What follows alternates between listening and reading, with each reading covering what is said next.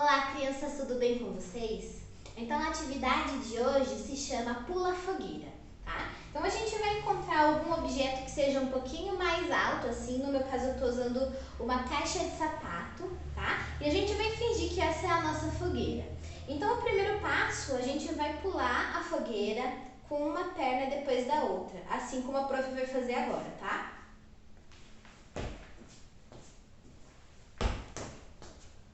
Repete várias vezes, tá? E aí depois a gente vai pular com os dois pés juntos.